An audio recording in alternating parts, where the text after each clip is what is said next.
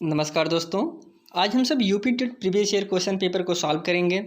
आज का पेपर जो हम सब सॉल्व करेंगे दोस्तों, वह पेपर आपका 8 जनवरी 2020 को पूछा गया था। अगर आप इस चैनल पर नए हैं, चैनल को सब्सक्राइब जरूर करिए। यहाँ पे आपको यूपी टेट के सभी सब्जेक्ट का वीडियो और पीडीएफ उपलब्ध कराया जाएगा। आज का पेपर जो हम सब सॉल्व करेंगे दोस्तों, अगर आपको इसकी पीडीएफ चाहिए तो आप टेलीग्राम चैनल को ज्वाइन करके पीडीएफ को प्राप्त कर सकते हैं, जो कि लिंक आपको डिस्क्रिप्शन बॉक्स में या फिर कमेंट बॉक्स में मिल जाएगा। अभी तक जितने यूपी टेट हुए हैं दोस्तों, 2011 से लेकर 2022 तक सभी क्वेश्चन पेपर को यहाँ पे आपको डेली सॉल्व कराया जाएगा। चलिए हम सब क्वेश्चन को शुरू करते हैं।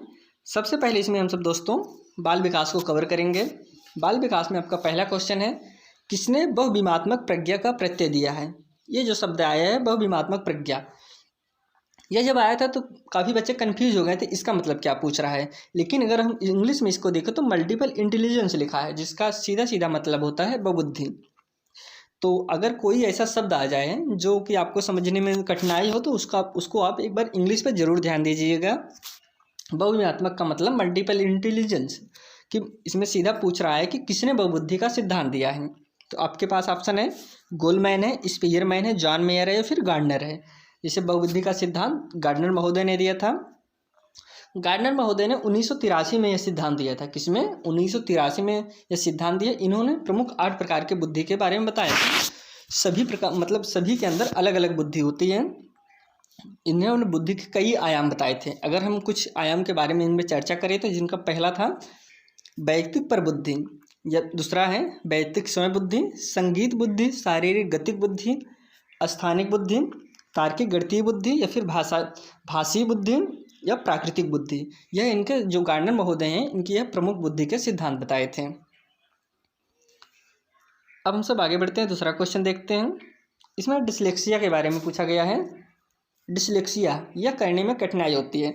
ऑप्शन है पढ़ने में, व्यक्त करने में, खड़े होने में या फिर बोलने में। जो डिसलेक्सिया के प्रॉब्लम होते हैं दोस्तों, वह आपका option number A is right answer होगा, पढ़ने में। डिसलेक्सिया की प्रॉब्लम पढ़ने में ही होती है।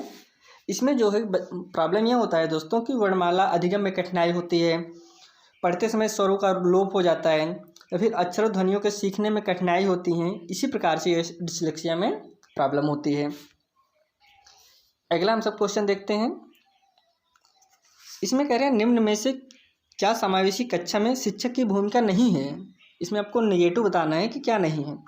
पहला ऑप्शन जो आपका दिया गया है, बच्चे की आवश्यकता के अनुरूप बैठने की पर्याप्त व्यवस्था करनी चाहिए। ये आपका राइट आंसर होगा, वो सही है, क्योंकि समावेशी कक्षा का मतलब ही होता है कि सभी बच्चों को एक समान। तो फिर ये आपका सही है। इसमें आपका नहीं पूछा है तो आपको गलत विकल्प इसमें देखना है। शिक्षक को निःशक्त बच्चों पर ध्यान नहीं देना चाहिए, ये आपका गलत है और गलत गलत के साथ चला जाएगा। तो नहीं पूछा तो नहीं है, लेकिन हम चारों ऑप्शन देखेंगे। इसमें सी पूछा है, शिक्षक को बच्चों को प्रोत्साहित करना चाहिए। ये भी आपका सही है कि हाँ, बच्चों को प्रोत्साहित करना चाहिए कि वो। फिर अगला है, शिक्षक को सीखने में अक्षम को अतिरिक्त समय देना चाहिए। ये भी आपका सही है, मतलब ए, सी और डी आपका सही है।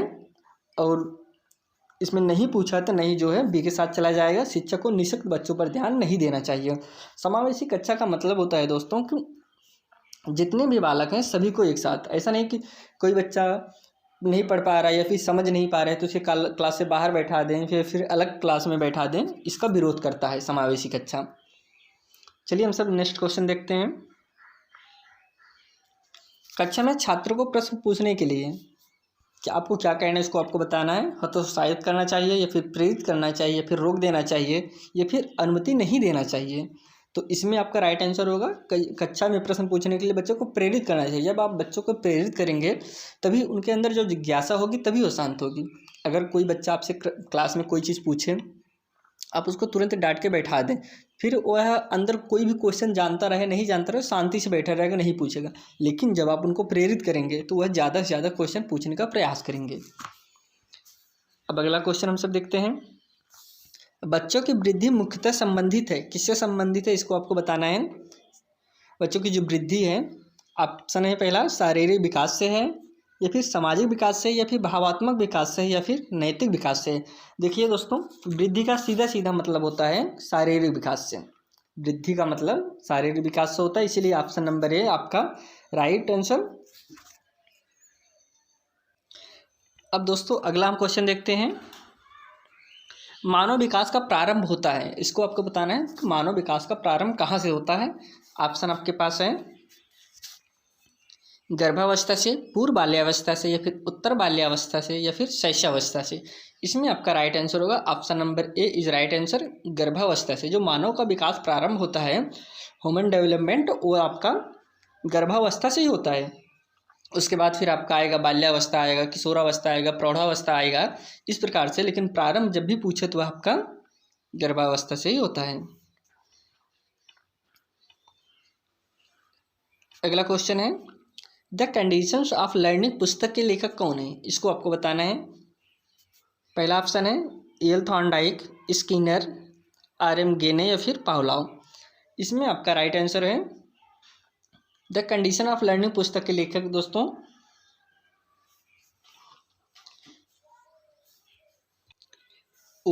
Option number C is right answer होगा दोस्तों, आर.एम. गेने। अब थॉर्नडाइक की अगर बात करें तो थॉर्नडाइक की जो पुस्तक थी दोस्तों वह थी animal intelligence the psychology of arithmetic, जो थॉर्नडाइक की पुस्तक थी। और अगर स्किनर की बात करें तो दोस्तों स्किनर का जो है द सिलेक्शन ऑफ बिहेवियर, यह पुस्तक का नाम था। अब अगर पावलोव की बात करें तो पावलोव के थे कंडीशंस, रिफ्लेक्शंस व लेक्चर्स ऑफ कंडीशंस, यह पुस्तक पावलोव की थी। चलिए हम सब अगला क्वेश्चन देखते हैं।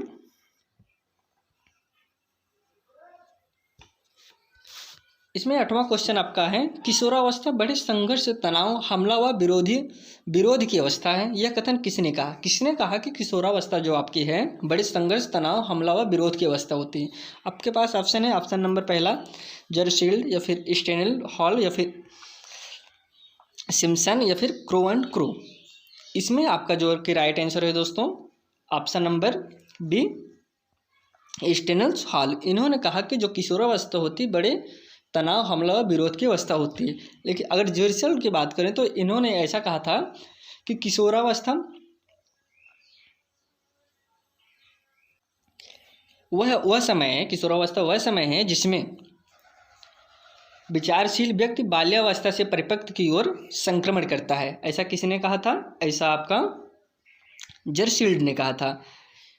अब आपका सिम्पसन ने कहा था कि किशोरावस्था वह अवस्था है जो बाल्यावस्था के अंत से प्रारंभ होकर प्रौढ़ावस्था के शुरुआत तक रहती है। यह ऐसा किसने कहा था? यह आपके सिम्पसन ने कहा था। और क्रो एंड क्रो ने कहा था कि किशोर ही वर्तमान की शक्ति है और भावी आशा को प्रस्तुत करता है। ऐसा किसने कहा था? क्रो एंड क्रो ने कहा था। चलिए हम सब नेक्स्ट क्वेश्चन देखते हैं। करें कि सूक्ष्म शिक्षण को भारतीय प्रतिमान में कुल कितना समय लगता है? आपको बताने जो आपका सूक्ष्म शिक्षण होता है उसमें कितना समय लगता है। ऑप्शन आपके पास 36 मिनट, 40 मिनट, 45 मिनट, या फिर 30 मिनट। इसमें आपका राइट आंसर होगा दोस्तों option number A is right answer, 36 minute. जो आपका सूक्ष्म शिक्षण होता है वह 36 मिनट है। अगर दोस्तों हम सब 36 मिनट का विभाजन का देखें तो किस प्रकार से विभाजन किया गया है, तो इसमें पहला 6 मिनट आपका होता है पाठ योजना निर्माण करने के लिए होता है, फिर 6 मिनट आपका होता है शिक्षण के लिए, फिर 6 मिनट होता है प्रतिपुष्टि व पोषण के लिए, फिर 6 मिनट पुनः पाठ योजना निर्माण के लिए होता है, और फिर 6 मिनट आपका होता है पुनः शिक्षण, और फिर 6 मिनट आपका होता है पुनः प्रतिपुष्टि। कुल मिला के आपका हो गया 36 मिनट होता है जो आपका सूक्ष्म शिक्षण होता है।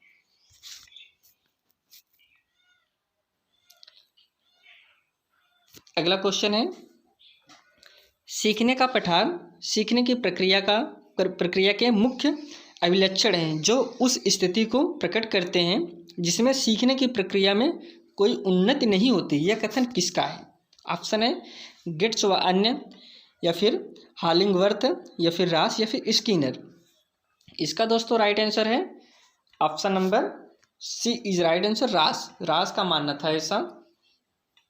और दोस्तों अगर यही बात करें तो गिट्स व अन्य का, तो इन्होंने कहा था कि सीखने के वक्र अभ्यास द्वारा सीखने की मात्रा गति और उन्नति की सीमा का ग्राफ पर प्रदर्शित करते हैं। ऐसा किसका मानना था दोस्तों? गिट्स व अन्य को। चलिए हम सब अगला क्वेश्चन देखते हैं।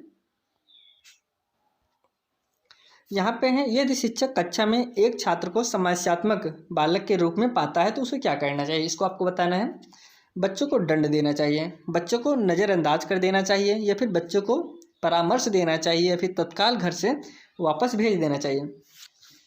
अब देखिए दोस्तों, पूरे एग्जाम देते समय आप इस बात का जरूर ध्यान दीजिए कि बालक को कहीं भी आपको नकारात्मक प्रभाव नहीं देना है, उसे आपको गलत नहीं दिखाना है।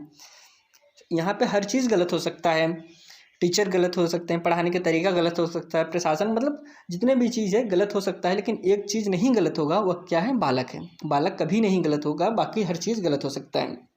इसलिए बालक को आपको कभी नकारात्मक नहीं देखना है। इसमें ऑप्शन पहला गलत है, बच्चों को दंड देना चाहिए, नज़रअंदाज कर देना चाहिए, लेकिन ऑप्शन आपका सी जो है, बच्चों को परामर्श देना चाहिए। आपको बच्चों को परामर्श दे सकते हैं क्या? इसलिए option A is right answer है। अब अगला क्वेश्चन है दोस्तों,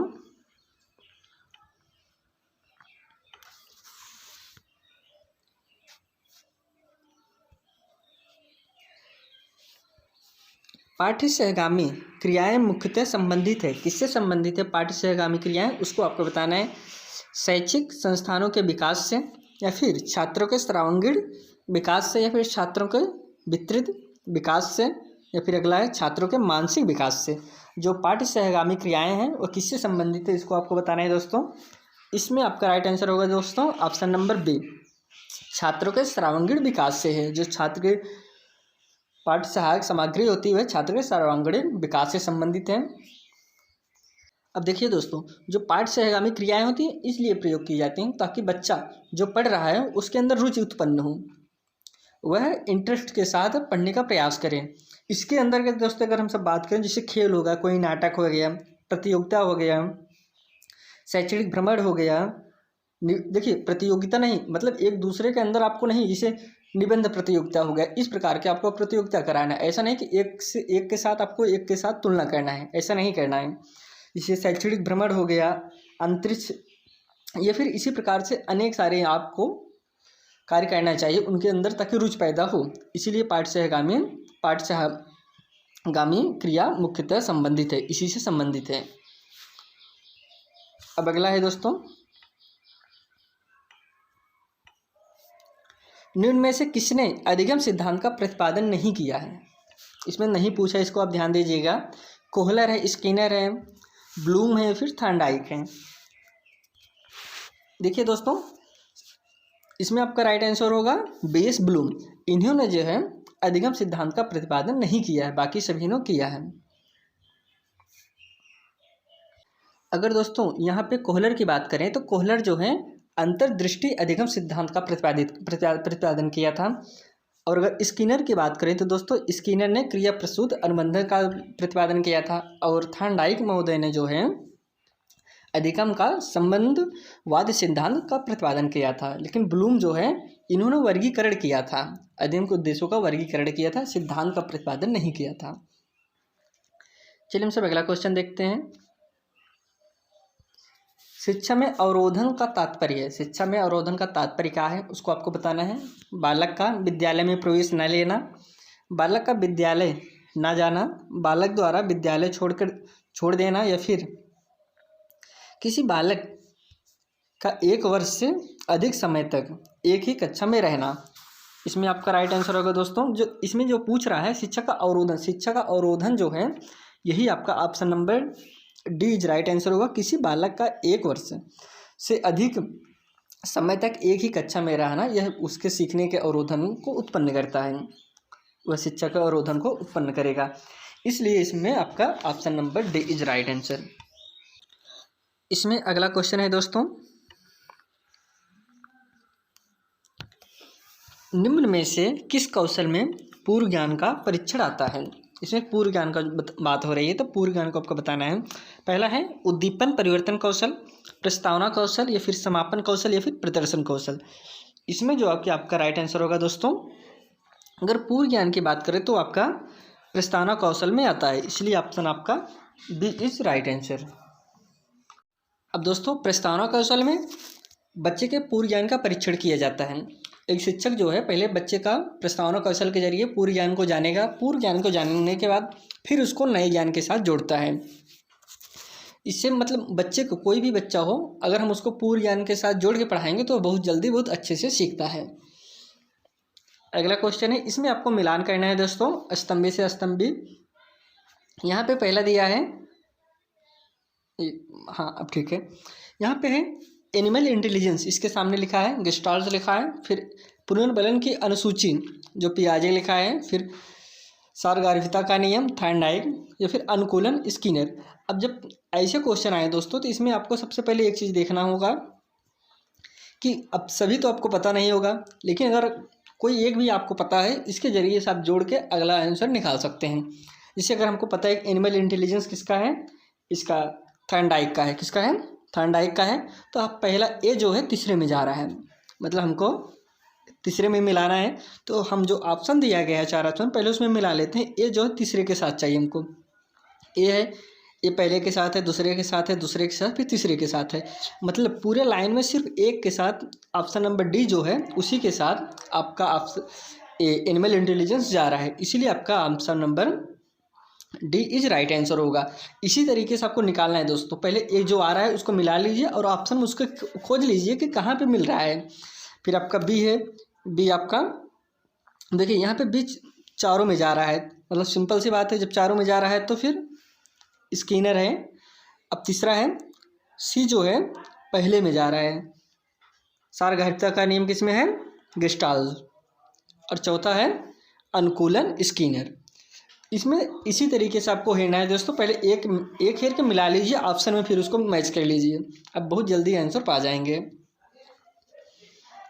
अब अगला क्वेश्चन है दोस्तों, कह रहे हैं विकास कभी ना समाप्त होने वाली प्रक्रिया है। विकास कभी ना समाप्त होने वाली प्रक्रिया है, यह प्रवृत्त कथन विकास के किस सिद्धांत से संबंधित है, यह जो है किस सिद्धांत से संबंधित है, इसको बताना है आपको। अंतःक्रिया का सिद्धांत, एकीकरण का सिद्धांत, अंतः संबंध का सिद्धांत, या फिर निरंतरता का सिद्धांत। जैसे विकास जो है दोस्तों कभी नहीं समाप्त होता, विकास हर समय चलता रहता है। अब जाहिर सी बात है, तो यहाँ पे आपको दिख रहा है निरंतरता का सिद्धांत, तो वही होगा, निरंतरता मतलब लगातार, मतलब विकास जो है हर समय चलता रहता है। अब देखिए दोस्तों यहाँ पे आपका है अंतःक्रिया का सिद्धांत। अब अंतःक्रिया का सिद्धांत की अगर हमसे बात करें तो दोस्तों होता है, इसका तात्पर्य होता है शारीरिक, मानसिक, संवेगात्मक आदि पहलू से संबंध होता है, किसका, अंतःक्रिया का सिद्धांत। इसके बाद है दोस्तों अगला आपका एकीकरण का सिद्धांत। अब देखिए दोस्तों इसमें जो है एकीकरण के सिद्धांत में पूर्ण से अंगों की ओर और अंगों से पूर्ण की ओर निहित रहती है, किसमें, एकीकरण के सिद्धांत में। इसके बाद आपका आता है अंतः संबंध का सिद्धांत। अब देखिए दोस्तों अगर अंतः संबंध की बात करें तो इसमें यही कहने का तात्पर्य है बालक का विकास न केवल वंशानुक्रमण के कारण, न वातावरण के कारण, मतलब बालक का जो विकास होता है वह प्रभावित दोनों से होता है। ऐसा नहीं कि अगर कहीं पे वंशानुक्रम दे दिया और कहीं पे वातावरण दे दिया तो सिर्फ एक से नहीं होगा, उसका विकास जो है दोनों से होता है, वंशानुक्रम और वातावरण से। उस किसमें है, अंतः संबंध का सिद्धांत। और निरंतरता का सिद्धांत आप समझ चुके हैं। चलिए हम सब अगला क्वेश्चन देखते हैं। करेंगे संविधान के किस संशोधन में से शिक्षा एक मौलिक अधिकार बन गई। अब इसको आपको बताना है किस संविधान के किस संशोधन द्वारा शिक्षा जो है एक मौलिक अधिकार बन गई। इसमें आपका राइट आंसर पहला ऑप्शन है 86वें संविधान, 25वें, या फिर 92वें संविधान संशोधन, या फिर 22वें। इसमें आपका राइट आंसर है option number A is right answer, 86वें संविधान संशोधन द्वारा जो 2002 में हुआ था। इसमें जो आपकी शिक्षा है एक मौलिक अधिकार बन गई थी। अब देखिए दोस्तों 86वें संविधान संशोधन द्वारा अनुच्छेद 21 में एक क्लॉज जोड़ा गया जो 21A के नाम से, इसमें जो है शिक्षा को मौलिक अधिकार का दर्जा दिया गया। इसमें जो है राज्य का कर्तव्य है कि वो 6 से 14 वर्ष तक बच्चों को निःशुल्क शिक्षा प्रदान करें। आर्टिकल किसमें, 21A में। अब चलिए हम सब आगे बढ़ते हैं, अगला क्वेश्चन देखते हैं। अफ्रीडा के मूल प्रवृत्ति सिद्धांत के प्रतिपादक थे, कौन थे, इसको आपको बताना है। मैकडूगल थे कि अब्राहम मैस्लो थे, या फिर सिम्पसन थे, या फिर विलियम्स जेम्स थे। इसमें आपका राइट आंसर है दोस्तों ऑप्शन नंबर ए अल्फ्रेडा के मूल प्रयोज्य सिद्धांत के प्रतिपादक दोस्तों मैकडूगल थे। अब दोस्तों इसका प्रतिपादन जो है 1908 में किया गया था। कितने? 1908 में किया गया था। इनका मानना था कि मानव का जो मस्तिष्क होता है कुछ इसमें जो है कुछ जन्मजात प्रवृत्तियां होती हैं जो मानव के सभी विचारों तथा क्रियाओं को लिए प्रेरित या शक्ति प्रदान करती हैं। अब अगला क्वेश्चन हम सब देखते हैं।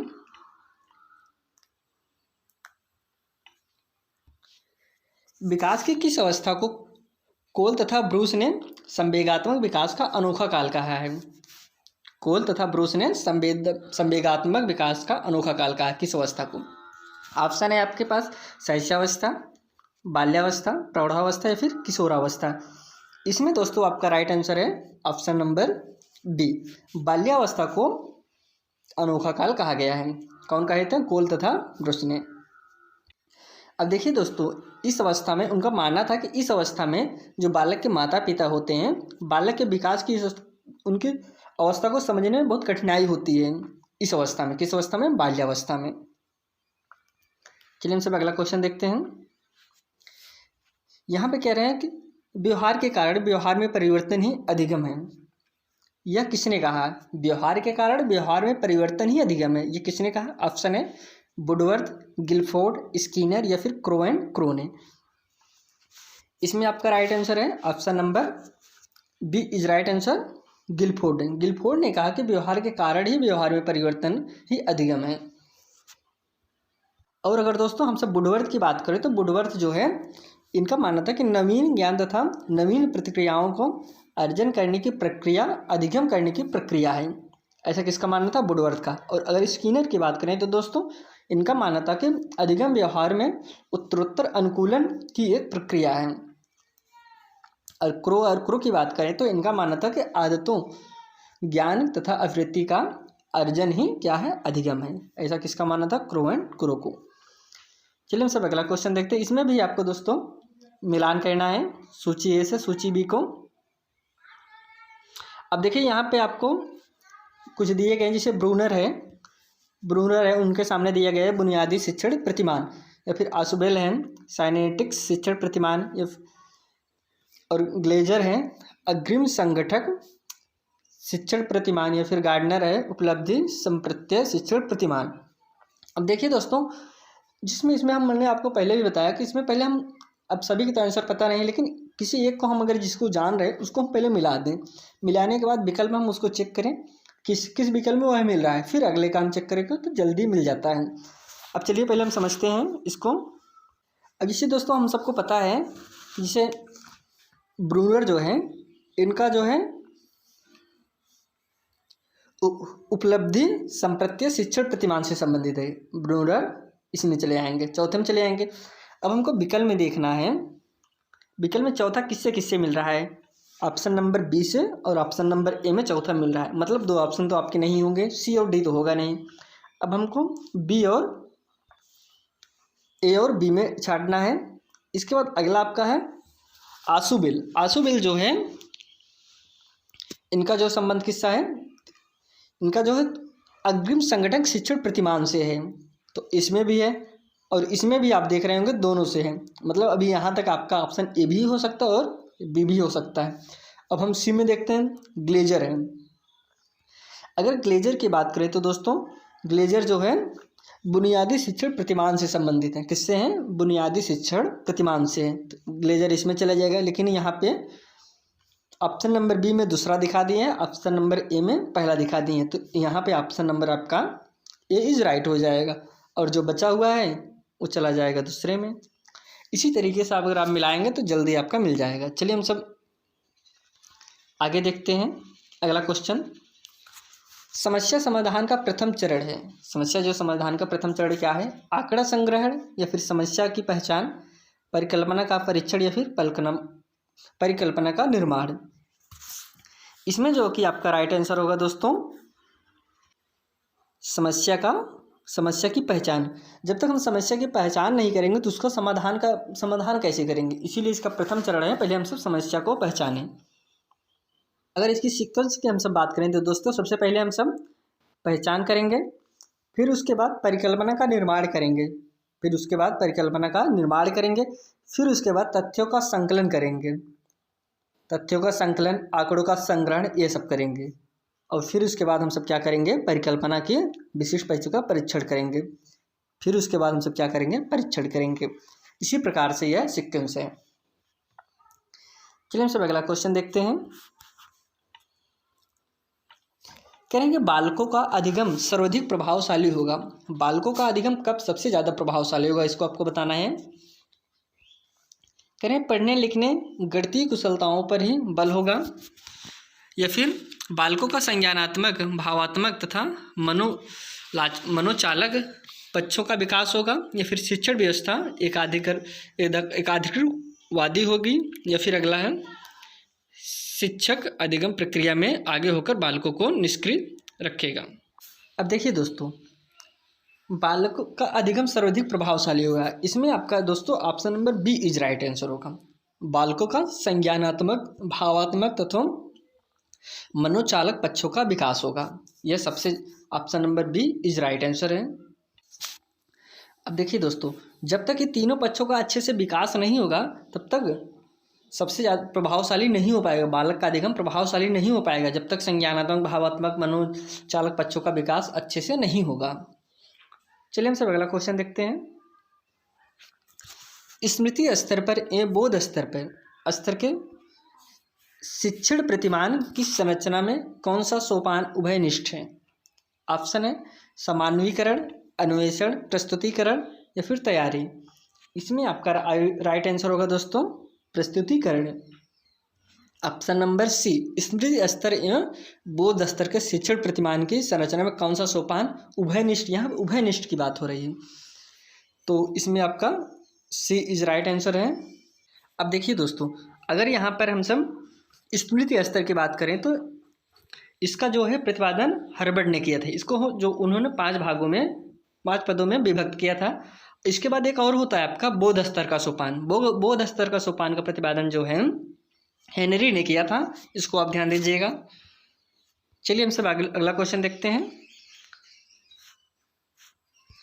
इसमें कह रहे हैं कि निम्न में से किस सिद्धांत को पुनर्बलन का सिद्धांत भी कहते हैं? यहाँ पे पुनर्बलन का सिद्धांत पूछ रहा है। कह रहे हैं कि शास्त्रीय अनुबंधन सिद्धांत, उद्दीपक अनुक्रिया सिद्धांत, सूझ का सिद्धांत या फिर क्रिया प्रसूत अनुबंधन का सिद्धांत। इसमें आपका राइट आंसर होगा दोस्तों क्रिया प्रसूत अनुबंधन का सिद्धांत। अब देखिए दोस्तों, यहाँ पे आपको ध्यान देना है कि जब ऐसा भी हो सकता है कि कभी पुनर्बलन का सिद्धांत पूछ ले या फिर क्रिया प्रसूत अनुबंधन का सिद्धांत पूछ ले। यह जो है इसको ही क्रिया प्रसूत अनुबंधन का सिद्धांत दे दिया है। हमने पहले ही बताया था कि क्रिया प्रसूत अनुबंधन का सिद्धांत का प्रतिपादन किसने किया था? स्किनर महोदय ने किया था।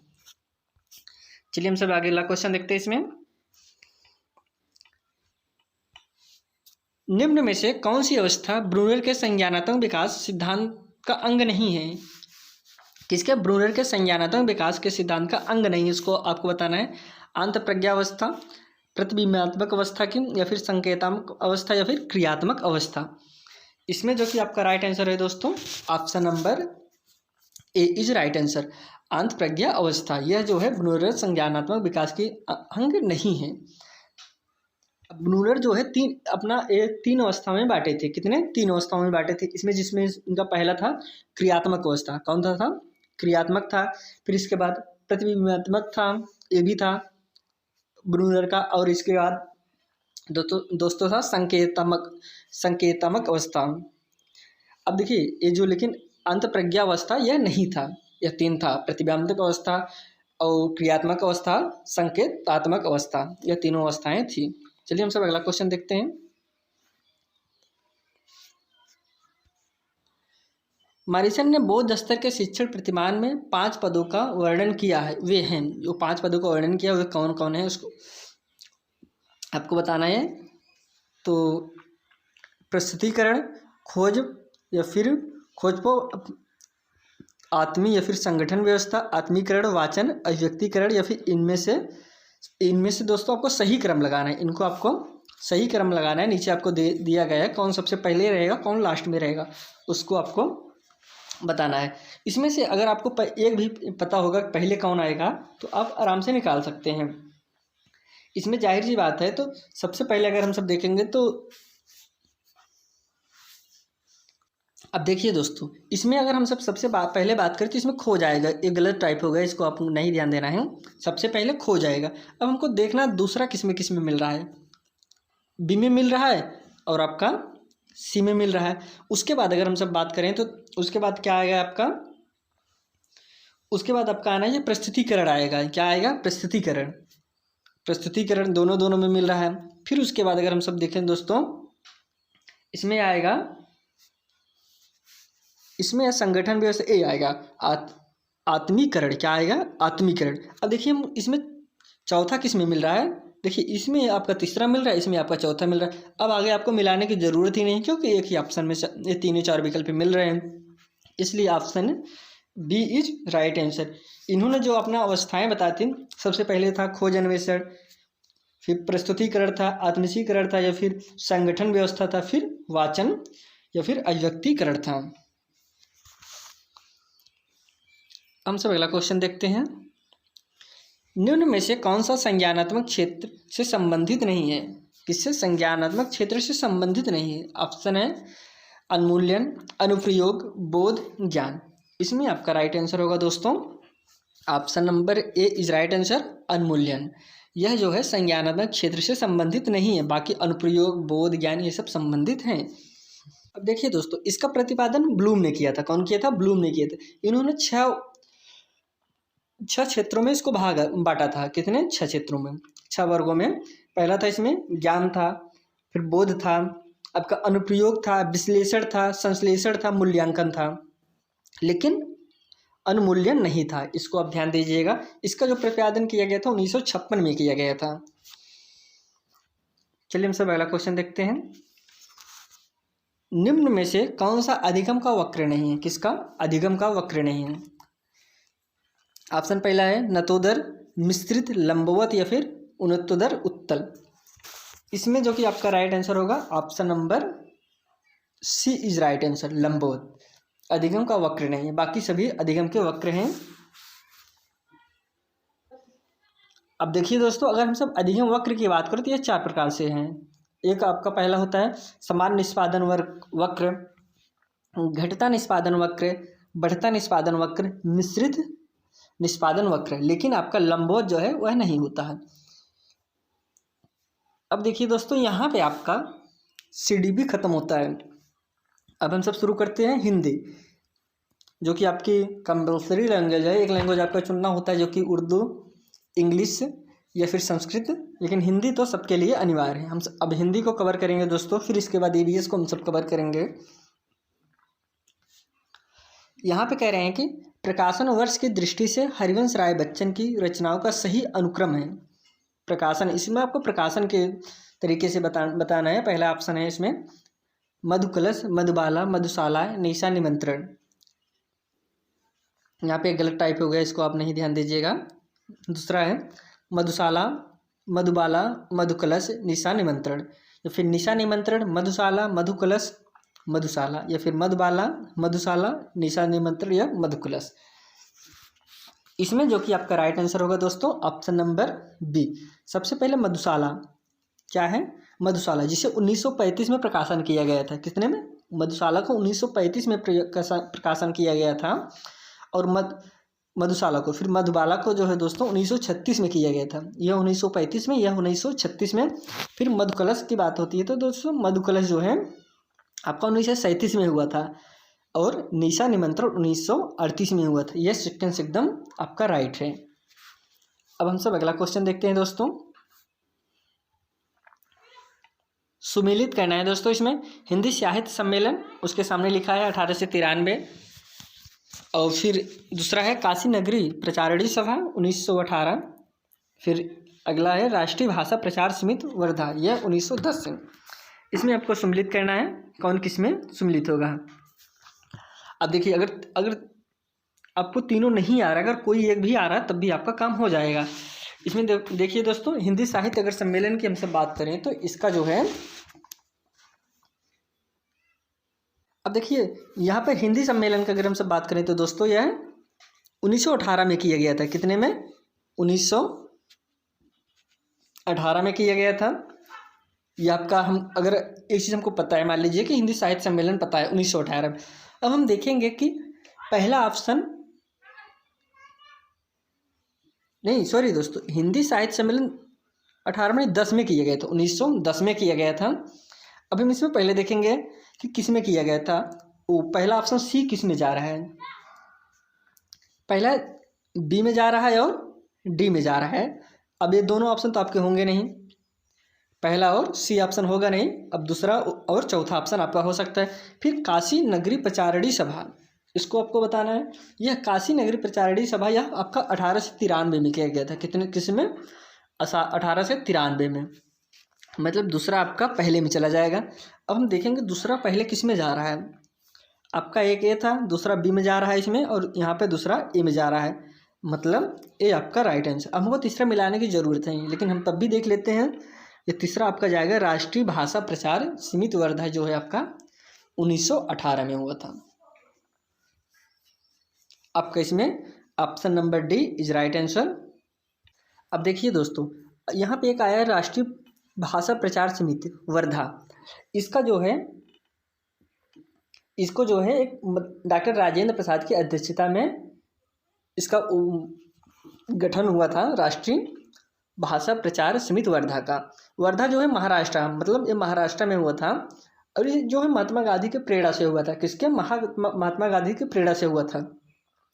अगर इसकी सन बात करें तो हम 1936 में हुआ था, लेकिन अब यहाँ पे दोस्तों 1918 दिया गया है। तो अब आयोग ने यही माना था, तो फिर ऑप्शन नंबर यही होगा। लेकिन इसको राष्ट्रीय भाषा प्रचार समिति का गठन जो है 1936 में हुआ था, इसको आप ध्यान दीजिएगा।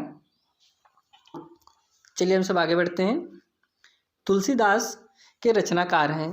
ऑप्शन है महादेवी वर्मा, केशवदास, सूर्यकांत त्रिपाठी निराला, या फिर डॉक्टर रामविलास शर्मा। इसमें दोस्तों आपका ऑप्शन होगा option number C is right answer, Suryakant Tripathi Nirala. Tulsidas के रचनाकार सूर्यकांत त्रिपाठी निराला जी हैं।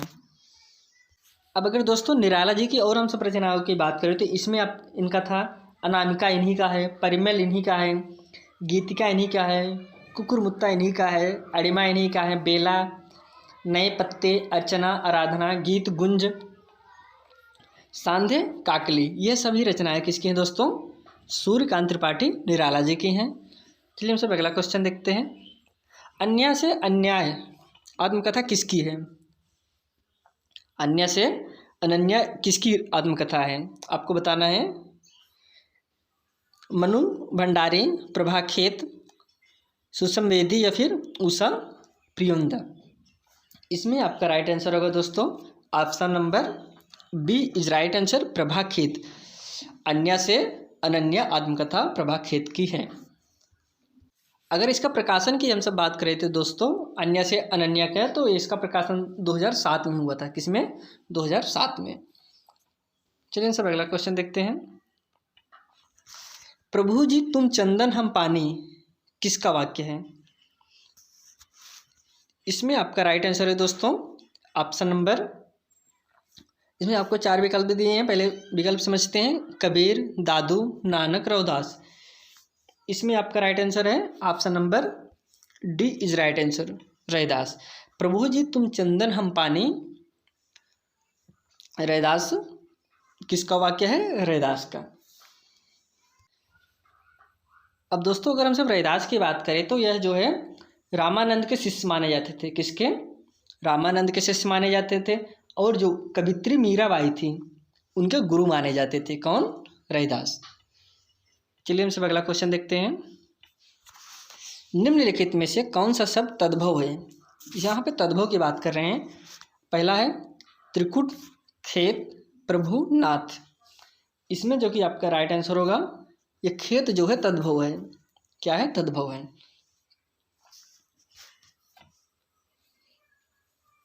अब अगर हम सब खेत के तत्सम की बात करें तो इसका तत्सम होता है क्षेत्र। खेत का तत्सम होता है क्षेत्र और इसका तद्भव है खेत है। बाकी ये सारे त्रिकुट, प्रभु, नाथ ये सब तत्सम के अंतर्गत आते हैं।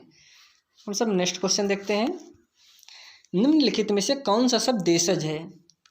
धड़ाम, लाश, औरत, पतलून। इसमें आपको देशज शब्द बताना है दोस्तों। इसमें देशज शब्द आपका धड़ाम है। क्या है? धड़ाम जो है आपका देशज शब्द है। और अगर हम सब बाकी शब्दों की बात करें तो जैसे लाश हो गया। अब लाश जो है आपका है दोस्तों तुर्की शब्द है। कौन सा शब्द है?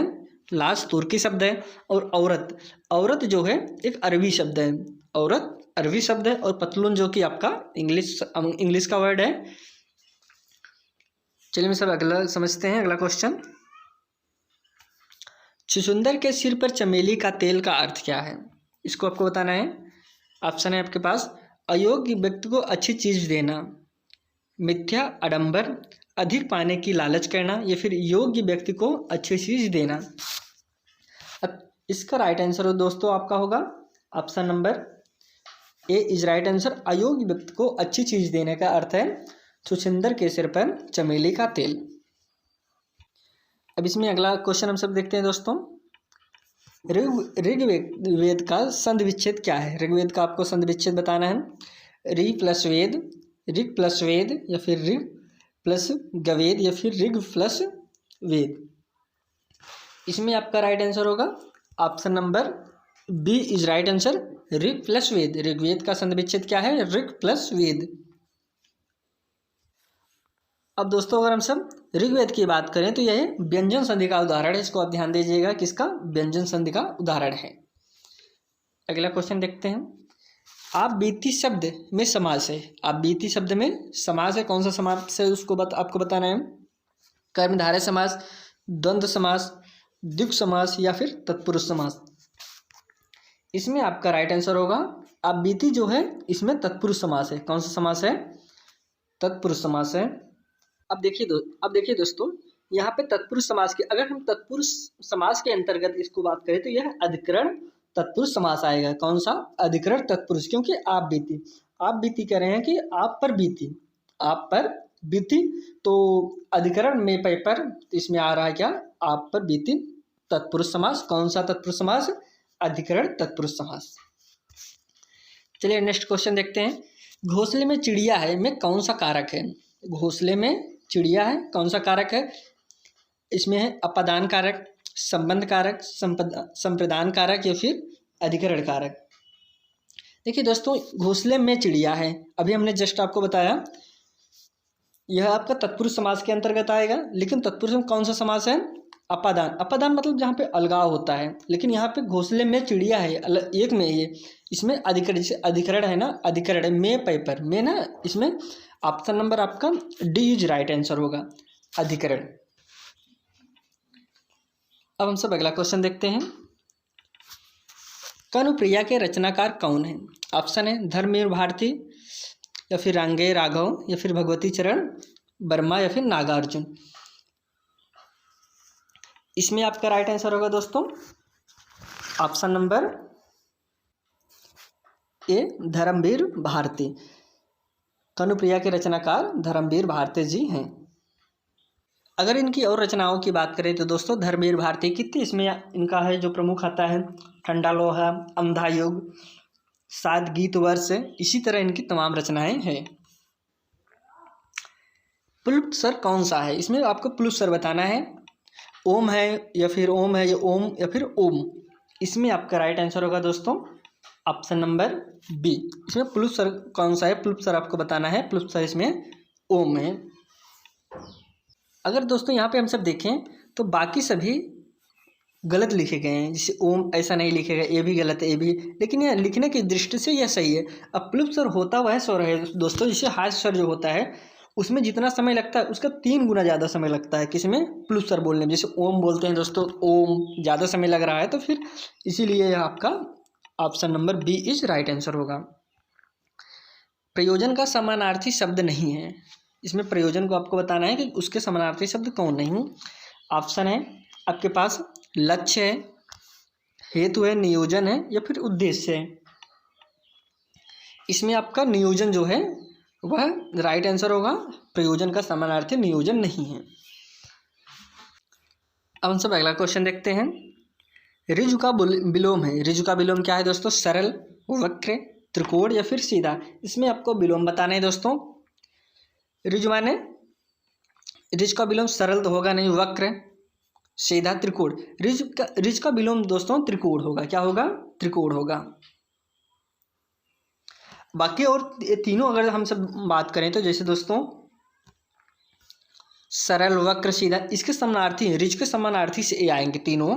बाकी त्रिकोण आपका नहीं आएगा, त्रिकोण इसके विलोम के अंतर्गत आएगा। अगला क्वेश्चन हम सब देखते हैं, निम्नलिखित विकल्पों में से किस विकल्प में विशेषण का अनुदेश अशुद्ध है? इसमें अशुद्ध आपको बताना है, किसमें अशुद्ध है। जैसे 2.5 का है अपूर्णांक बोधक, दूसरा है क्रमवाचक, वह नौकर कोई विशेषण नहीं है, या फिर 26 पूर्ण बोधक है। इसमें आपका राइट आंसर होगा दोस्तों, जो अशुद्ध है वह नौकर कोई विशेषण नहीं है, ऑप्शन नंबर सी। इसमें दोस्तों सर्वनामिक विशेषण है। अगला हम सब देखते हैं, करेंगे आप भला तो जग भला। वाक्य में सर्वनाम के किस भेद का बोध होता है? इसमें आप भला, इसमें खुद की बात करें, आप भला तो जग भला, निजवाचक सर्वनाम, अनिश्चयवाचक सर्वनाम, प्रश्नवाचक सर्वनाम, या फिर संबंधवाचक सर्वनाम। यहाँ पे जब सिंपल से बात हो रही है दोस्तों, तो आप भला तो जब खुद की बात हो रही है तो जाहिर सी बात है ना कि निजवाचक सर्वनाम होगा। इसलिए option number A is right answer, निजवाचक सर्वनाम। अगला क्वेश्चन है, निम्नलिखित में से कौन सा शब्द पुल्लिंग है? इसमें आपको पुल्लिंग बताना है दोस्तों। जैसे आप पहला ऑप्शन है चील है, सरसों है, कढ़ी है, संतान है। इसमें आपका राइट आंसर, इसका जो आंसर दोस्तों वह है आयोग, इसमें सबको एक समान नंबर दिया गया था। अब क्यों दिया गया था उसको हम समझ लेते हैं। इसमें जो चारों शब्द हैं दोस्तों, जैसे चील हो गया, सरसों हो गया, कड़ी हो गया, संतान हो गया, यह जो है चारों सही है, चारों जो है स्त्रीलिंग शब्द हैं, इसमें कोई पुल्लिंग नहीं है।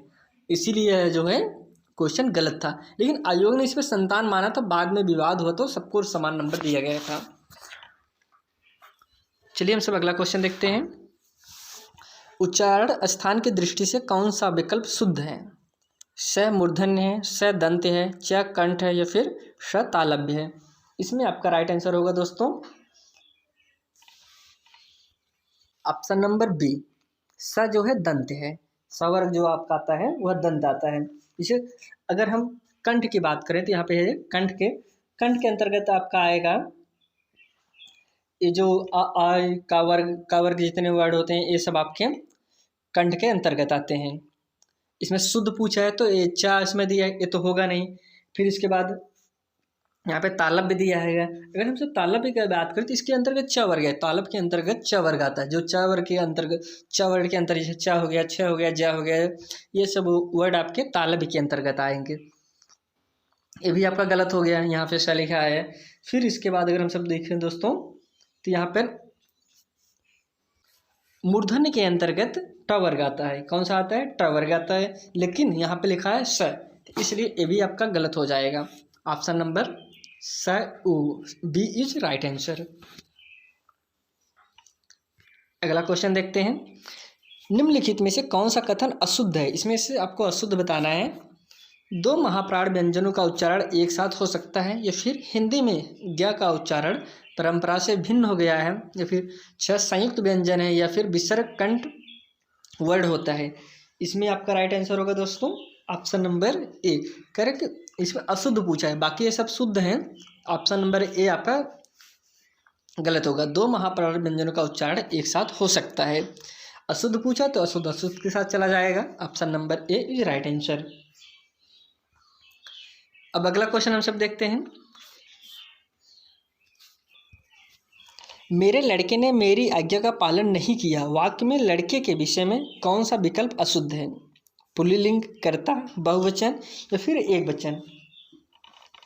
इसमें जो है मेरे लड़के ने, इसमें जो है अशुद्ध पूछा है। इसमें भी जैसे लड़के हैं तो पुल्लिंग होगा ही, कर्ता भी है, एक वचन भी है, लेकिन बहुवचन नहीं है। बहुवचन नहीं है कि मतलब मेरे लड़के ने, एक लड़कों की बात हो रही है, इसलिए यहाँ पे बहुवचन नहीं होगा। अब हम सब अगला क्वेश्चन देखते हैं, राम आम खाता है में वाच्य का कौन सा रूप है? कौन इसमें राम आम खाता है? कर्मवाच्य है कि उभयवाच्य है कि कृतवाच्य है, कृतवाच्य या फिर भाववाच्य है? इसमें आपका ऑप्शन होगा कृतवाच्य, option number D is right answer. Ram आम खाता है वाच्य में कौन सा रूप है? अब अगला क्वेश्चन हम सब देखते हैं। करेंगे रहीमन पानी राखी है, बिन पानी सब सून, पानी गए न उबरे, मोती मानस चून। इस दोहे में कौन सा अलंकार है? इसमें आपको अलंकार बताना है। उपमा है कि रूपक है, उत्प्रेक्षा है कि फिर श्लेष है? इसमें जो अलंकार है दोस्तों वह आपका श्लेष अलंकार है। अब देखिए दोस्तों, श्लेष अलंकार हम उसे कहते हैं जब एक ही शब्द के अलग अलग अर्थ होते हैं, एक से ज़्यादा अर्थ होते हैं। अब यहाँ पे पानी की बात हो रही थी दोस्तों। पानी जैसे पानी तो एक होता है, पानी के मतलब मोती के लिए यूज हुआ है। रहीमन पानी राखी है, बिन पानी सब सोन, बिन मोती है एक लिए मोती के लिए हुआ है, एक आदमी के लिए हुआ है, आदमी के लिए सम्मान की बात हो रही है पानी का, और एक पानी की बात हो रही है जल, चूने के लिए जल का प्रयोग हुआ वहाँ पे भी, मतलब जल का पानी का उपयोग अलग अलग जगह अलग अलग अर्थ निकल रहा है, इसलिए यहाँ पे श्लेष अलंकार होगा। अगला क्वेश्चन है, निम्नलिखित में से कौन सा शब्द शुद्ध है? इसमें पहला है अंगना, चांद, आँख या फिर अंक। इसमें आपका राइट आंसर होगा दोस्तों, शुद्ध की दृष्टि से पूछ रहा है अंगना। क्या है? अंगना। अगर दोस्तों हम सब इन तीनों की बात करें, जैसे चांद है, तो इसमें ये आपका गलत है, ये भी आपका गलत है और ये भी गलत है, बाकी ये आपका शुद्ध है। अगला क्वेश्चन देखते हैं, आँख निम्न में से किस शब्द की वर्तनी सही है? आँख, ऑप्शन है सानिध्य, समनिध्य या फिर सनिधि या फिर सनिधि। इसमें आपका राइट आंसर हो option number D is right answer. करेंगे सनिधि। आँख निम्न में से किस शब्द की वर्तनी सही है? Option number D is right answer. अब इस दोस्तों अगर हम सब सनिधि की बात करें तो यह एक स्त्रीलिंग शब्द है। कैसे शब्द है? स्त्रीलिंग शब्द है, इसको आप ध्यान दीजिएगा।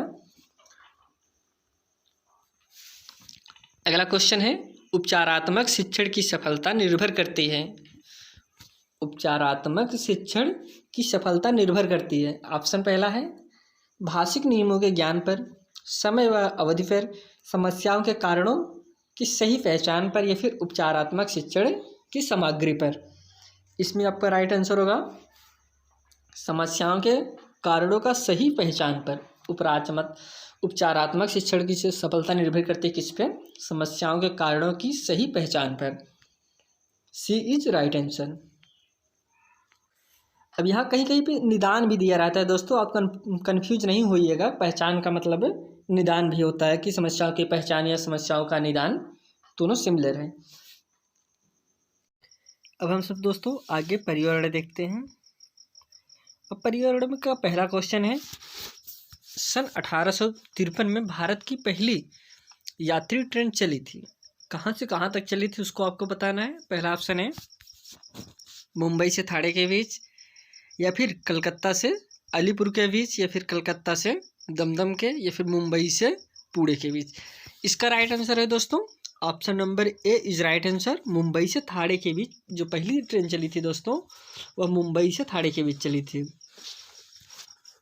इसकी हम शुरुआत की बात करें तो दोस्तों यह 16 अप्रैल 1853 को चली थी, और इसकी दूरी की बात करें तो दूरी इसकी 34 किलोमीटर थी। अब चलिए हम सब अगला क्वेश्चन देखते हैं। एशिया का सबसे बड़ा पशु मेला आयोजित होता है। ऑप्शन है आपके पास, पहला सोनपुर, या फिर पुष्कर में, नासिक में, या फिर हरिद्वार में। इसका आपका राइट आंसर है दोस्तों सोनपुर का मेला। एशिया का सबसे बड़ा मेला सोनपुर का मेला है, जो कि बिहार में लगता है। अब पशु के मेले के मामले में यह सबसे बड़ा मेला माना जाता है पूरे एशिया का। अब इसकी अगर हम सब बात करें तो दोस्तों इसका आयोजन जो है नवंबर से दिसंबर के बीच किया जाता है। यह जो है इसका प्रमुख केंद्र, जो पशुओं में सबसे प्रमुख केंद्र इसका होता है हाथियों का। इसमें हाथी सबसे ज़्यादा आकर्षण का केंद्र माना जाता है। चलिए हम सब नेक्स्ट क्वेश्चन देखते हैं। राष्ट्रीय एकता दिवस एकता परिषद की स्थापना हुई थी। आपको यहाँ पे बताना है एकता परिषद की स्थापना कब हुई थी। ऑप्शन है आपके पास 1961 में, 1971 में, या फिर 1981 में, या फिर 1951 में। इसमें आपका राइट आंसर है दोस्तों option number A is right answer 1961 में राष्ट्रीय एकता परिषद की स्थापना। अब इसमें दोस्तों अगर हम सब बात करें तो इसमें कुल जो है राजनीतिक दलों के सदस्य 7 होते हैं तथा 7 सदस्य जो है प्रधानमंत्री के द्वारा मनोनीत किए जाते हैं। किसमें? राष्ट्रीय एकता परिषद में। अब नेक्स्ट क्वेश्चन हम सब देखते हैं।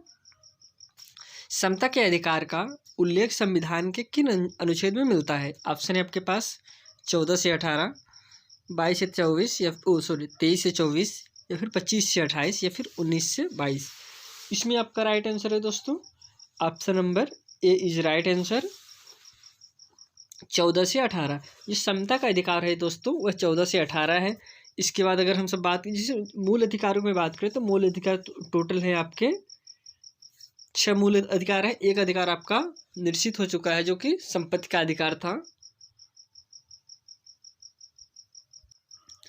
अब यहाँ पे देखिए दोस्तों यह आपका समता का है। अगर इसको 23 से 24 की अगर हम बात करें तो 23 से 24 आपका होता है शोषण विरुद्ध के अधिकार, 23 से 24। और फिर अगला है आपका 25 से 28। अब 25 से 28 से अगर बात करें तो यह धार्मिक स्वतंत्रता का अधिकार होता है इसमें। और फिर 19 से 22 दिया है, 19 से 22 दोस्तों आपका स्वतंत्रता का अधिकार होता है। नेक्स्ट क्वेश्चन है, लचीला संविधान लागू है चीन में, अमेरिका में, यूनाइटेड किंगडम में या फिर भारत में? जो लचीला संविधान है दोस्तों वह आपके भारत में है। भारत का ये आपका यूनाइटेड किंगडम है। कहाँ पे है? United kingdom. अब अगर भारत की बात करें तो भारत में न ज़्यादा लचीला है न ज़्यादा कठोर है, लेकिन यूनाइटेड में लचीला है। अगर हम सब बात करें तो दोस्तों जैसे लचीला संविधान हम उसे कह सकते हैं जिसमें संशोधन आसानी से किया जा सकता है। लेकिन अगर अमेरिका की बात करें तो अमेरिका का संशोधन कठोर माना जाता है क्योंकि वहाँ पे संशोधन हम नहीं कर सकते जल्दी, मतलब इतना आसानी से किसी संविधान में संशोधन नहीं कर सकते। और अगर हम यहीं भारत की बात करें तो भारत का संविधान दोनों है, कठोर भी है और लचीला भी है, क्योंकि इसमें संशोधन कर भी सकते हैं और इसकी प्रक्रिया जो है मतलब दोनों में आती है, लचीला और कठोर में। लेकिन यूनाइटेड किंगडम की अगर हम बात करें तो यहाँ पे जो है संविधान संशोधन करना आसान होता है, इसीलिए इसका जो है संविधान लचीला माना जाता है। अगला क्वेश्चन है, निम्नलिखित में से किस प्रदेश में रेडिएंडर पाया जाता है? ऑप्शन है किस प्रदेश में? गर्म स्थल, मानसून या फिर टाइगा या फिर टुंड्रा प्रदेश। इसमें आपका राइट आंसर होगा दोस्तों ऑप्शन नंबर डी, टुंड्रा प्रदेश में।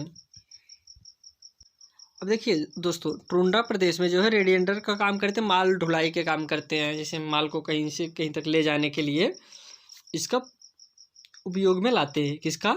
रेडिएंडर का। और जब यहाँ पे इसका मांस का भी सेवन करते हैं और इसका दूध का भी सेवन करते हैं। जब ठंड से बचने के लिए इसकी खाल का भी वो लोग उपयोग करते हैं। अगला क्वेश्चन है, निम्नलिखित में से कौन सा शीतोष्ण घास प्रदेश नहीं है? कौन सा शीतोष्ण घास प्रदेश नहीं है? ऑप्शन है कंपास, डाउन्स या फिर प्रेरिस या फिर पंपास। इसमें आपका राइट आंसर है दोस्तों option number A is right answer, compass. अब अगर दोस्तों हम सब इसमें देखें तो जैसे यहाँ पे शीतोष्ण पूछा है, एक होता है उष्णकटिबंधीय और एक हो शीतोष्ण। अगर हम सबसे पहले उस उष्णकटिबंधीय को समझने का प्रयास करते हैं, जैसे पूर्वी अफ्रीका में जो आपका सवाना है वह उष्णकटिबंधीय के अंतर्गत आता है। ब्राज़ील का कंपास जो है वह आपका उष्णकटिबंधीय में आता है। और वेनेजुला का लनोस ये भी आपका उष्णकटिबंधीय में आता है। यहाँ आपको नहीं पूछा था तो ये आपका नहीं हो गया। ये बाकी आपके शीतोष्ण कटिबंध में आते हैं। डाउन्स, प्रेरिस, पंपास और आपका होता है वेल्ड, स्टेपी, डाउन्स, ये सब जो है आपके शीतोष्ण कटिबंध के अंतर्गत आते हैं।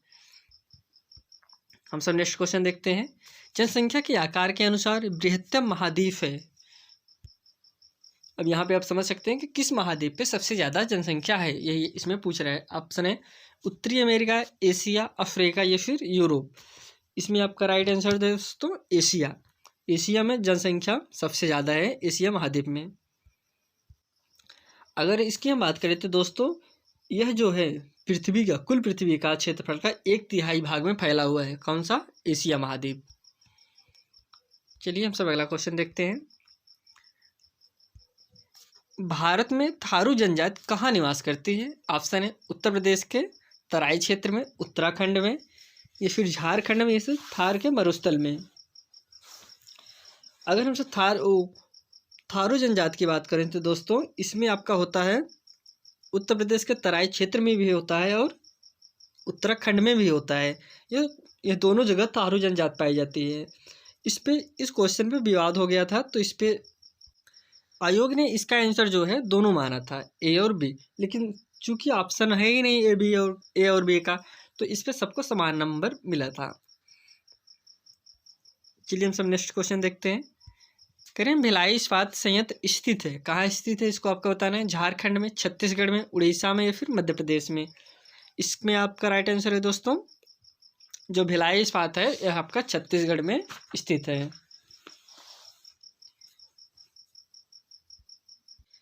ये दोस्तों जो आपका भिलाई इस्पात है यह भारत का पहला इस्पात कारखाना था। यह मुख्यतः जो है रेल उत्पादक, यहाँ पे भिलाई में मुख्यतः रेल उत्पादन होता है। इसकी जो स्थापना हुई थी दोस्तों वह सोवियत संघ की सहायता से 1955 में हुई थी। कितने में? 1955 में।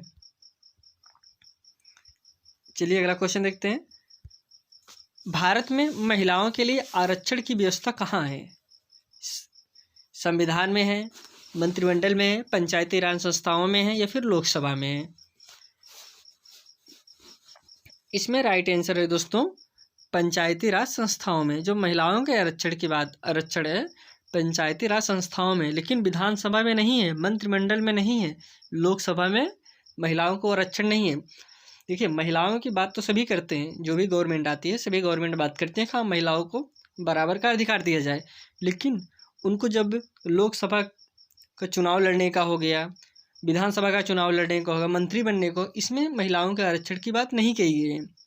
ऐसा नहीं है कि 50% महिलाएं चुनाव लड़ेंगे, 50% आदमी चुनाव लड़ेंगे। इसमें उन लोगों को आरक्षण अभी तक नहीं मिला है। लोकसभा के चुनाव में, विधानसभा के चुनाव में, इन सब चुनाव में भी महिलाओं को आरक्षण नहीं मिला है 50% का। बाकी पंचायती राज संस्थाओं में महिलाओं को आरक्षण है। लोकसभा और राज्य विधानसभा में महिलाओं को बस वैसे अपने हिसाब से टिकट दे दिया जाता है, इसमें आरक्षण की बात नहीं कही गई है। चलिए हम सब नेक्स्ट क्वेश्चन देखते हैं।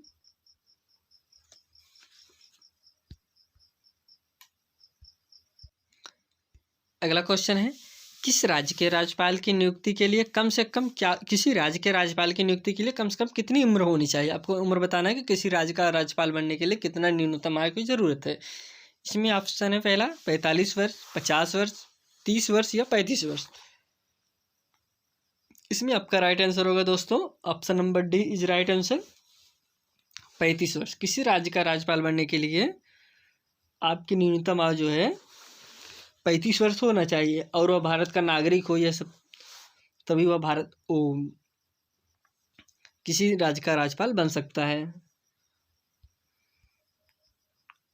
इसमें अगला क्वेश्चन आपका मिलान करना है दोस्तों। सूची के 1 से सूची 2 से मिलान करना है। पहला है भारतीय संघ, उसके सामने लिखा है प्रधानमंत्री, फिर राज्य है, सरपंच है, नगर निगम है, राज्यपाल है, अब ग्राम पंचायत है, मेयर है। यहाँ पे पूछ रहा है कि राज्य, जिसे राज्य में क्या होते हैं? प्रधानमंत्री होते हैं, एक सरपंच होते हैं, एक राज्यपाल होते हैं, एक मेयर होते हैं। अब ऐसे क्वेश्चन को हल करने के लिए आपको बताए थे दोस्तों, पहले हम जो हमको पता है, जिसके बारे में हम जानते हैं, पहले हम उसका मिलान करें। उसका मिलान करने के बाद फिर तब हम आसानी से उसका आंसर दे सकते हैं। जैसे हम सबको पता है कि जिस राज्यों में क्या होते हैं, राज्यपाल होते हैं, हम दूसरे का मिला देंगे तीसरे में, बी का तीसरे में मिल गया। फिर उसके बाद हम देखते हैं जैसे भारतीय संघ में क्या होते हैं। अगर हम भारतीय संघ में बात करें तो सरपंच तो होते नहीं हैं, भारतीय संघ में आएंगे नहीं, मेयर तो आएंगे नहीं, राज्यपाल तो हो चुका है आपका। भारतीय संघ में प्रधानमंत्री आएंगे। भारत में क्या होते हैं? प्रधानमंत्री होते हैं। अब नगर निगम की बात कर रहा है कि नगर निगम में क्या होते हैं? नगर निगम में आपके मेयर होते हैं। क्या होते हैं? मेयर। सी का चला गया आपका 4th में। अब अगला है ग्राम पंचायत, एक बचा हुआ है तो ये आपका चला गया सरपंच में। अब आप देखिए कौन सा विकल्प आपका सही है। देखिए बी, देखिए बी में देखिए पहला ए में गया है, पहला ए में भारतीय संघ प्रधानमंत्री, फिर तीसरा बी में है, फिर चौथा सी में है, चौथा सी में है, और डी जो है दूसरे में है, डी दूसरे में है। Option number B is right answer. अगला क्वेश्चन है अनुच्छेद 356 के प्रथम प्रयोग कब हुआ है? जो आपका अनुच्छेद 356 है इसका प्रथम प्रयोग कब हुआ उसको आपको बताना है। केरल 1959 में, या फिर जम्मू कश्मीर 1956 में, या फिर मध्य प्रदेश 1957 में, या फिर बिहार 1958 में। अब सबसे पहले आपको समझना है दोस्तों, जो अनुच्छेद आर्टिकल आपका 356 है इसका सबसे पहले प्रयोग किया गया था केरल में 1959 में। नेक्स्ट क्वेश्चन है नगर निगम द्वारा कौन सा कर लगाया जा सकता है? नगर निगम द्वारा कौन सा कर लगाया जा सकता है? गृह कर लगाया जा सकता है, चुंगी कर, या फिर उपरोक्त सभी, या मनोरंजन कर। इसमें ऑप्शन नंबर आपका सी होगा सही। जो नगर निगम कर लगाता है गृह कर भी लगा सकता है, चुंगी कर भी, और मनोरंजन कर भी। अब देखिए दोस्तों, अब हम यहाँ पे नगर निगम आया है तो नगर निगम को हम समझते हैं कि किसी जगह को नगर निगम हम कैसे घोषित कर सकते हैं। अब इसे हम समझने के प्रयास करें तो यहाँ जहाँ पे जनसंख्या 5 लाख से ज़्यादा हो उसको हम नगर निगम के अंतर्गत रखते हैं। नगर निगम में एक आपका अध्यक्ष होता है जिसे हम मेयर कहते हैं या फिर महापौर कहते हैं, इसको आप ध्यान दीजिएगा। चलिए अगला क्वेश्चन देखते हैं।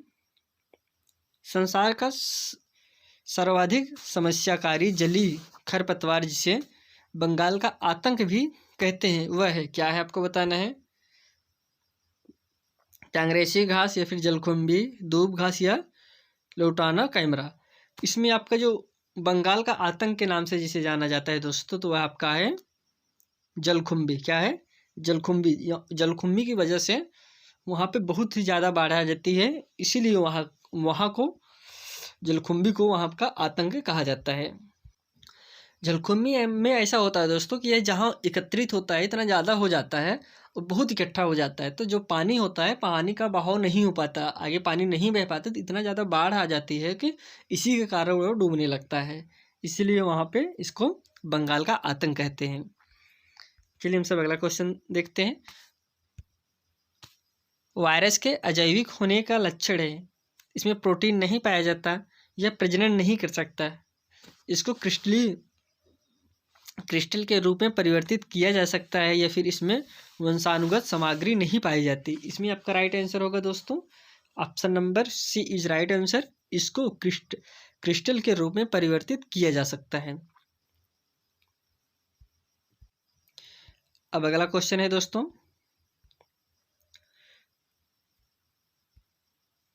पादप हार्मोन जो फलों को पकाने में सहायता करता है वह है जिब्रेलिन, साइटोकाइनिन, या फिर इथाइलिन, या फिर ऑक्सिन।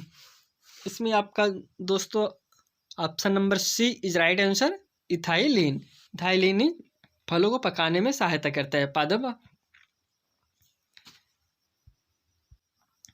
अब दोस्तों इथाइलिन जो है कि गैसीय अवस्था में पाए जाने वाला पादप हार्मोन है। कैसी अवस्था में? गैसीय अवस्था में। अगला क्वेश्चन है स्वतंत्र रूप से भूमि में रहने वाला अवयवी जीवाणु जिसमें नाइट्रोजन या स्थिरीकरण की क्षमता होती है वह है, ऑप्शन है राइजोबियम, या फिर क्लास्ट्रिडियम, या फिर विब्रियो, या फिर एजोट्राइबैक्टर। इसमें आपका राइट आंसर है दोस्तों option number B is right answer, Clostridium. अब अगला क्वेश्चन है आपका, कह रहे हैं किस प्रकार का डीएनए कोशिका में सामान्य रूप से पाया जाता है। किस प्रकार का डीएनए? सी डीएनए, बी डीएनए, या फिर ए डीएनए, या फिर जेड डीएनए। इसमें आपका राइट आंसर होगा बी डीएनए, समान रूप से पाया जाता है।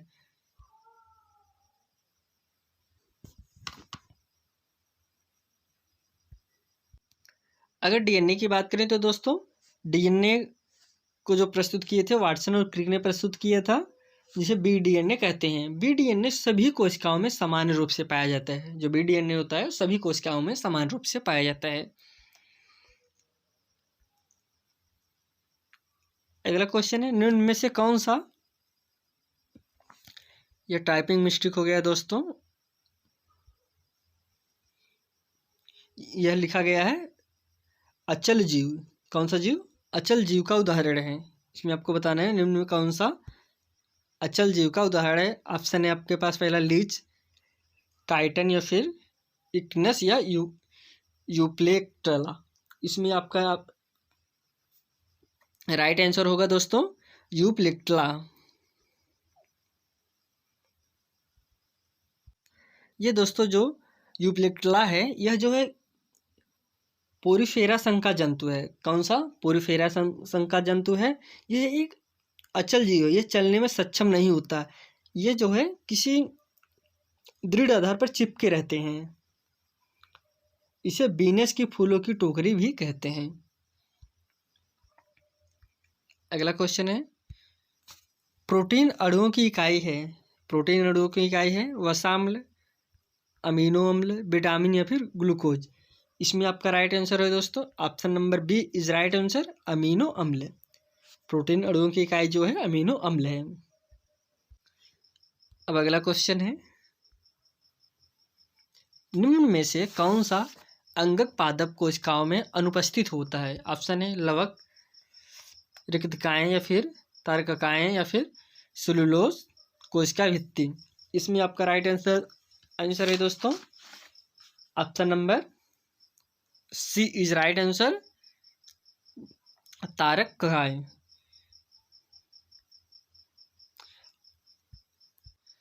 पादप कोशिका में अनुपस्थित होता है।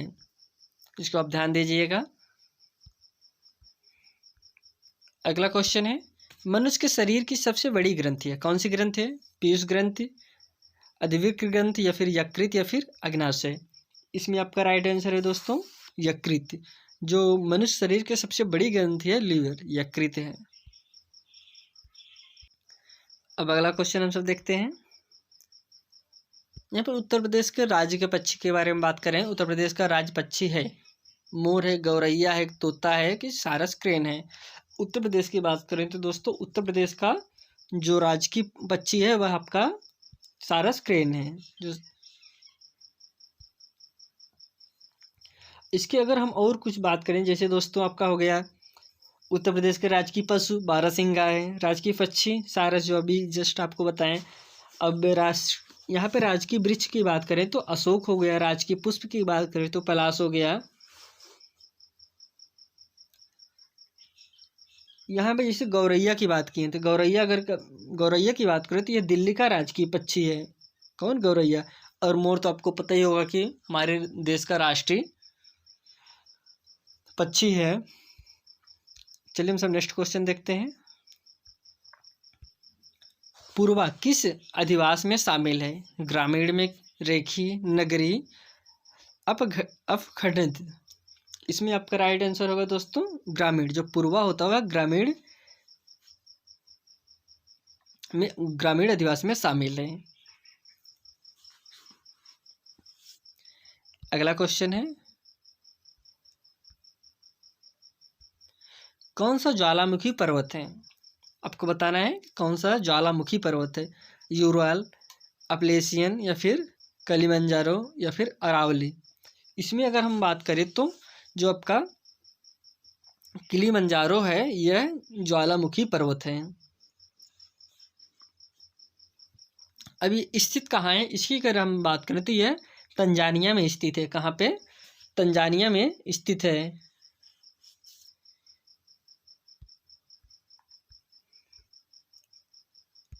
अगला क्वेश्चन है, एलिफेंटा द्वीप अवस्थित है कहाँ पे? गोवा तट पर, मुंबई तट पर या फिर गंगा डेल्टा या फिर कच्छ तट पर। जो आपका एलिफेंटा द्वीप है यह आपका मुंबई तट पर स्थित है। यह एक प्रमुख लोक पर्यटन स्थल है। कैसा स्थल है? लोक पर्यटन स्थल है जिसमें गुफा मंदिर एलिफेंटा गुफा है जिसे चट्टानों से उकेरा गया है। चट्टानों पे इसका नक्काशी की गई है। अगला क्वेश्चन है, मानसूनी वन पाए जाते हैं दोस्तों जहाँ पर वर्षा होती है, कितना सेमी तक इसको आपको बताना है। 150 से 200 सेमी, 50 से 150, या फिर 70 से 100, या फिर 70 से 200। इसमें आपका राइट आंसर होगा दोस्तों ऑप्शन नंबर डी। मानसूनी वन वहाँ पाए जाएंगे जहाँ पे 70 से 200 सेमी वर्षा होती है। इस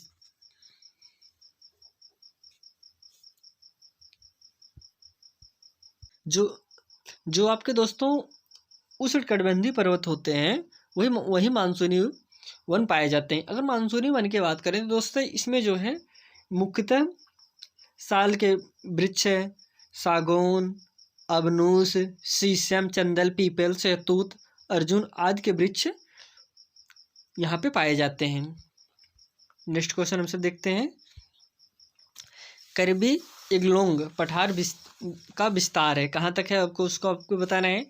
हिमालय का, तिब्बत का, शान पठार का, फिर प्रायद्वीपीय पठार का। इसमें आपका राइट आंसर होगा दोस्तों option number D is right answer, प्रायद्वीपीय पठार का। अगर इसकी हम सब बात करें तो यह भारत के उत्तरी पूर्वी राज्य में प्रायद्वीपीय पठार का विस्तार है। किस ओर दोस्तों? भारत के उत्तरी पूर्वी राज्य में।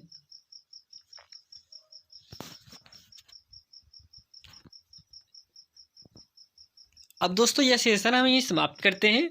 आज आपका कंप्लीट हुआ सीडीपी कंप्लीट हुआ, हिंदी कंप्लीट हुआ और आपका ईवीएस कंप्लीट हुआ।